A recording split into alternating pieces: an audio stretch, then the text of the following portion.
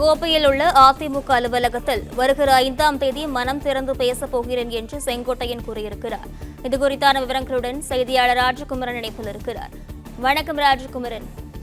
கோவையில் உள்ள அதிமுக அலுவலகத்தில் வருகிற 5ஆம் தேதி மனம் திறந்து பேசப் போகிறேன் என்று செங்கோட்டையன் கூறியிருக்கிறார். இதுகுறித்தான விவரங்களுடன் மீண்டும் செய்தியாளர் ராஜகுமரன் இணைப்பில் இருக்கிறார். வணக்கம் ராஜகுமரன், விவரங்களை பதிவு செய்யுங்க. செங்கோட்டையனை பொறுத்தவரை அதிமுகவினுடைய மிக முக்கியமான மூத்த நிர்வாகிகளில் ஒருவராக இருக்கின்றார். இந்த நிலையில் தான் அவர் கடந்த சில மாதங்களுக்கு முன்பாக அதிமுக தலைமையுடன் கருத்து வேறுபாட்டில் இருந்ததாக பார்க்கப்பட்டது. அதன் பிறகு மீண்டும் சமாதானமாகி கட்சியினுடைய அனைத்து நிகழ்ச்சிகளிலும் செங்கோட்டையன் பங்கேற்று வந்திருந்தார்.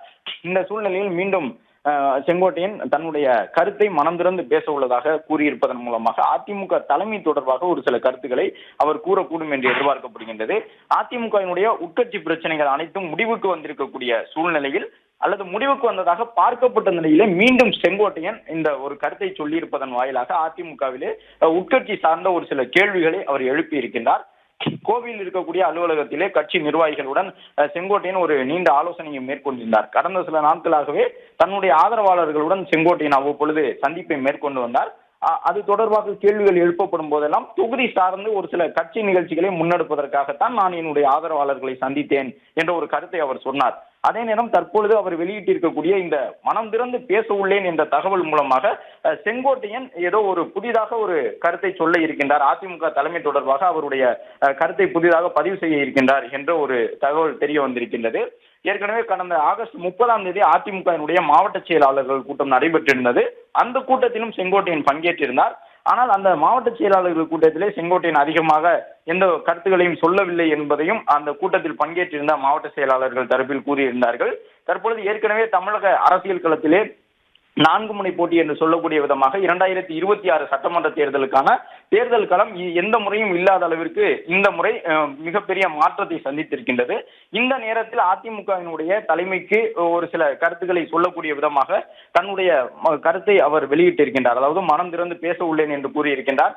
சசிகலாவை பொறுத்தவரை கடந்த சனிக்கிழமை வெளியிட்டிருந்த அறிக்கையிலே நடந்தது நடந்தவையாக இருக்கட்டும், இனி நடப்பவை நல்லவையாக இருக்கட்டும், அனைவரும் ஒருங்கிணைவோம், அசுர பலத்துடன் 2026 சட்டமன்ற தேர்தலை வெற்றி கொள்வோம் என்ற ஒரு கருத்தை சசிகலா கூறியிருந்தார்.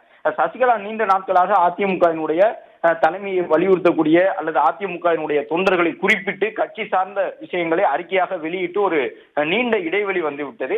அப்படி இருக்கும்போது சசிகலா திடீர் என அனைவரும் ஒருங்கிணைவோம் என்ற ஒரு கருத்தை சொல்லியிருந்தது. வழக்கமாக எடப்பாடி பழனிசாமியை விமர்சிக்கக்கூடிய கருத்துக்களை எல்லாம் தன்னுடைய அறிக்கையிலே இடம்பெற செய்யக்கூடிய சசிகலா இந்த முறை அவற்றையெல்லாம் தவிர்த்து விட்டு நடந்தவை நடந்தவையாக இருக்கட்டும், இனி நடப்பவை நல்லவையாக இருக்கட்டும், 2026 தேர்தலுக்கு முன்பாக ஒருங்கிணைந்தால் கண்டிப்பாக திமுகவை வென்றுவிட முடியும் என்று குறிப்பிட்டு சசிகலா வெளியிட்டிருந்த அறிக்கை திடீர் அறிக்கையாக தமிழக அரசியல் களத்திலே பார்க்கப்பட்டது.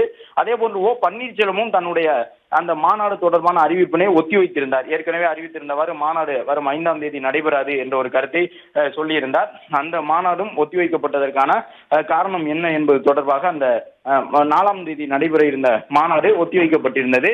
இந்த சூழ்நிலையில் தான் சசிகலா வெளியிட்டிருந்த அறிக்கை பன்னீர்செல்வம் 4ஆம் தேதி மதுரையில் நடத்துவதாக இருந்த மாநாட்டை ஒத்திவைப்பதாக திடீர் அறிவிப்பினை வெளியிட்டிருந்தது. இவற்றையெல்லாம் ஒப்பிட்டு பார்க்கும் பொழுது அதிமுக மீண்டும் ஒரு சில நீக்கப்பட்ட நிர்வாகிகளை இணைத்துக் கொள்ள வேண்டும் என்ற கருத்தை செங்கோட்டையன் கூறுவாரோ என்ற ஒரு எதிர்பார்ப்பை ஏற்படுத்தி இருக்கின்றது. அது மட்டுமல்லாமல் செங்கோட்டையன் நடத்தியிருந்த இந்த ஆலோசனையிலும் அவருடைய சட்டமன்ற தொகுதியை சார்ந்த நிர்வாகிகள், முக்கியமான நபர்கள் கிட்டத்தட்ட 50க்கும் மேற்பட்டவர்கள் பங்கேற்றிருக்கின்றார்கள். இந்த சூழ்நிலையில் தான் தற்பொழுது வரும் 5ஆம் தேதி அவர் மனம் திறந்து பேச உள்ளார்.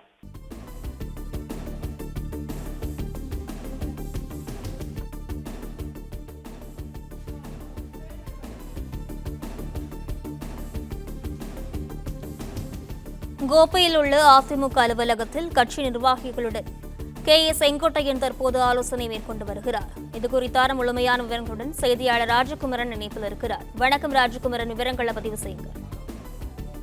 கோபிச்செட்டிப்பாளையத்தில் இருக்கக்கூடிய அதிமுக அலுவலகத்திலே தற்பொழுது முன்னாள் அமைச்சர் செங்கோட்டையன் தன்னுடைய ஆதரவாளர்களுடன் ஆலோசனையில் ஈடுபட்டு வருகின்றார். அடுத்த கட்டமாக செய்ய வேண்டிய பணிகள் குறித்து தன்னுடைய நெருக்கமான ஆதரவாளர்களிடம் அவர் பேசி வருவதாக சொல்லப்பட்டிருக்கின்றது. அதிமுகவினுடைய எதிர்காலம் தொடர்பாக ஒரு சில கருத்துக்களை செங்கோட்டையன் தன்னுடைய பார்வையில் அவர் தனது ஆதரவாளர்களுக்கு எடுத்து கூறி வருவதாக சொல்லப்படுகின்றது. அதிமுக தற்போது இருக்கக்கூடிய சூழலில் 2026 சட்டமன்ற தேர்தலில் அதிமுகவிற்கான வெற்றி வாய்ப்புகள் எவ்வாறு இருக்கின்றன, திமுகவை வீழ்த்த வேண்டும் என்றால் அதிமுக என்ன செய்ய வேண்டும், அதற்கான சூழல் தற்போது தமிழக அரசியல் களத்தில் அதிமுகவிற்கு சாதகமாக இருக்கின்றதா என்பது உள்ளிட்ட விஷயங்கள் தொடர்பாக செங்கோட்டையன் தன்னுடைய ஆதரவாளர்களுடன் இந்த ஆலோசனை கூட்டத்தில் பேசி வருவதாக சொல்லப்பட்டு இருக்கின்றது. ஏற்கனவே அதிமுக குறித்து பல்வேறு கருத்துக்களை செங்கோட்டையன் கூறி வந்திருந்தார். சட்டமன்ற தேர்தல் உள்ளிட்டவற்றிலே அதிமுக கடந்த முறை சில சரிவுகளை சந்தித்திருந்த சூழ்நிலையில் மீண்டும் 2026 சட்டமன்ற தேர்தலிலே அதிமுக வெற்றி பெற வேண்டும் என்றால் என்ன செய்ய வேண்டும் என்பது தொடர்பாக ஒரு சில கருத்துக்களை செங்கோட்டையன் வெளிப்படையாகவும் கூறியிருந்தார். அதே போன்று கட்சியினுடைய முக்கிய நிர்வாகிகள் கூட்டம், மாவட்ட செயலாளர்கள் கூட்டம் உள்ளிட்டவற்றில் பங்கேற்று அதிமுக தலைமை தொடர்பான ஒரு சில தன்னுடைய கருத்துக்களையும் அவர் கூறியிருந்ததாக சொல்லப்படுகின்றது. இந்த நிலையில் தான் கடந்த சில மாதங்களுக்கு முன்பாக வெளிப்படையாக தன்னுடைய அதிருப்தியினை, அதிமுக தலைமை மீதான தன்னுடைய அதிருப்தியை தெரியப்படுத்தக்கூடிய விதமாக செங்கோட்டையனுடைய செயல்பாடுகள் இருந்தன. அந்த அடிப்படையில் தான் பங்கேற்ற கட்சி நிகழ்ச்சிகள், கோபிச்செட்டிப்பாளையம் சுற்றுவட்டார பகுதியில் நடைபெற்ற கட்சி பொதுக்கூட்டங்களிலே எம்ஜிஆர், ஜெயலலிதா பெயர்களை தவிர்த்து பிற யாருடைய பெயரையும் அவர் உச்சரிக்காமல் அவற்றையெல்லாம் தவிர்த்து விட்டார். இந்த சூழ்நிலையில் தான் கடந்த சில மாதங்களுக்கு முன்பு அதிருப்தியில் இருந்த செங்கோட்டையனை மீண்டும் சமாதானம் செய்து அதிமுகவினுடைய கட்சி நடவடிக்கைகளில், நிகழ்வுகளில் மீண்டும் பழையபடி இயங்க செய்திருந்தார்கள். என்றாலும் தற்பொழுது மீண்டும் அவர் மனம் மாறி இருக்கின்றார் என்று குறிப்பிடக்கூடிய விதமாக மனம் திறந்து பேச உள்ளதாக செங்கோட்டையன் ஒரு அறிவிப்பினை வெளியிட்டிருக்கின்றார். எனவே கடந்த ஒரு 5-6 ஆண்டுகளாக அவர் கட்சியினுடைய உட்கட்சி பிரச்சனை தொடர்பாக வெளிப்படையான கருத்துக்களை பெரிய அளவில் பேசாமல் தவிர்த்து வந்த நிலையில் அது குறித்து தன்னுடைய ஆழ் மனதில் இருக்கக்கூடிய அந்த விஷயங்களை எல்லாம் அவர் எடுத்து கூறுவார் என்று எதிர்பார்க்கப்படுகின்றது. எனவே கட்சியினுடைய தலைமை என்ன செய்ய வேண்டும் என்பதற்கான தனது விருப்பங்களை செங்கோட்டையன் தெரியப்படுத்த இருக்கின்றார் என்று கூறப்படுகின்றது. அதிமுகவை பொறுத்தவரை உட்கட்சி விவகாரங்கள் எவ்வளவு இருந்தாலும் மூத்த நிர்வாகிகள் அதை வெளிப்படையாக செய்தியாளர் சந்திப்பில் பேச மாட்டார்கள். கட்சியினுடைய மாவட்ட செயலாளர்கள் கூட்டம் உள்ளிட்டவற்றில் தான் பேசுவார்கள். ஓ பன்னீர்செல்வம் அதிமுகவினுடைய பொருளாளராக இருந்தார். அந்த நேரத்தில் ஓ பன்னீர்செல்வம் மீது ஒழுங்கு நடவடிக்கை எடுக்கப்பட்ட பொழுது அதிமுகவினுடைய பொதுச் செயலாளர் எடப்பாடி பழனிசாமி வெளிப்படையாக அதை தெளிவாக சொல்லி இருந்தார். அதிமுகவினுடைய உட்கட்சி விவகாரங்கள் தொடர்பாக வெளிப்படையாக பொதுவெளியில் பேசக்கூடாது, மாவட்ட செயலாளர்கள் கூட்டம் உள்ளிட்டவற்றில் மட்டும்தான் பேச வேண்டும். அதை மீறியதால் மட்டுமே ஓ பன்னீர்செல்வம் மீது ஒழுங்கு நடவடிக்கை எடுத்ததாக அப்பொழுது குறிப்பிட்டிருந்தார். இந்நிலையில் 5ஆம் தேதி செய்தியாளர்களை சந்திக்கிறார் கே.ஏ. செங்கோட்டையன். பிளே ஸ்டோர் மற்றும் ஆப் ஸ்டோரில் இருந்து பாலிமர் செயலியை QR கோடு மூலம் பதிவிறக்கம் செய்யுங்கள். செய்திகளை உடனுக்குடன் பெறுங்கள்.